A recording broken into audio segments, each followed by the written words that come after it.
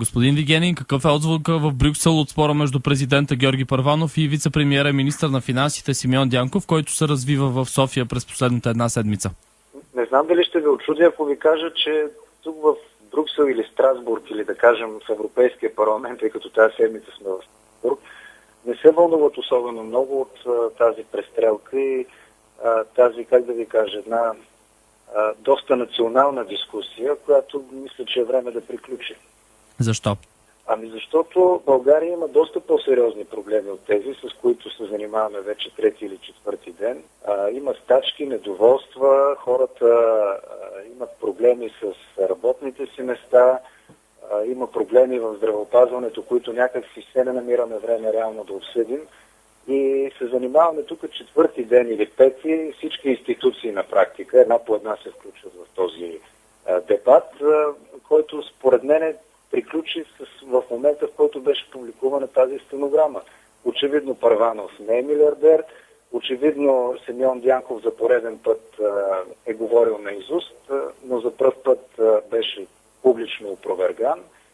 Време е да почне да си върши работата от тук нататък. Аз се очудвам, че с такъв ентусиазъм председателката на парламента се включи в този спор, конституционни съдии започнаха да тълкуват дали е конституционно или не да се публикуват стенограми от срещи при президента.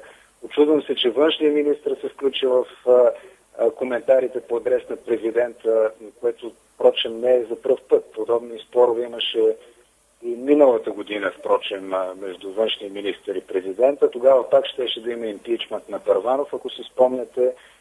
Спора тогава беше за двамата посланици, които трябваше да бъдат отзовани по решение на правителството. Изобщо, как да ви кажа, малко несериозно изглежда това, което се случва. До каква степен трябва политиците да си мерят приказките, за да не се стига до такива ситуации? Вижте, в България се наложи един такъв стил на говорене от страна на политиците. Този стил го наложи Бойко Борисов, днешният премиер. За съжаление, той има твърде много последователи в собствената си политическа сила, но като че ли някои от тях все още не могат да преценят докъде и колко могат да говорят и докъде стига това да говориш, което мислиш, или което по-често се случва при Дянков е да не мисли какво говори. Така че според този стил на говорене, на поведение трябва да приключи. Ако самият Дянков не може да го направи, мисля, че премиера трябва да вземе необходимите мерки, защото когато финансов министър и вице-премиер, човек, който в една тежка икономическа ситуация трябва да създава усещане за стабилност, когато той разпалва войни между институциите, мисля, че такъв министър не е полезен за държавата и за правителството и на Бойко Борисов персонално. Така че призивите за оставка на Дянков може би не заради конкретния случай са чак толкова релевантни, но те допринасят за общото впечатление от дейността на Дянков като един министър, който е по-скоро вреден, отколкото полезен. Има ли в България политици, които се страхуват от бъдеща партия с лидер Георги Първанов?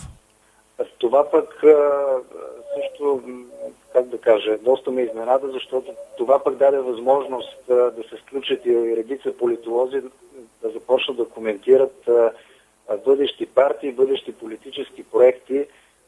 По принцип, според мен, от един политически проект, от една нова партия, никой не бива да се страхува. Напротив, ако една нова партия намери широка подкрепа и чрез нея повече хора бъдат представлявани в българската политика и в институциите, нищо лошо в това. Но да се коментира публикуването на тази стенограма по един съвсем конкретен повод като старт на един политически проект, мисля, че това е едно много голямо въображение от страна на всички, които се хванаха да коментират този въпрос. И мисля си, че не знам защо, но малко повече разум трябва да има в българската политика и във всички, които имат допир до нея.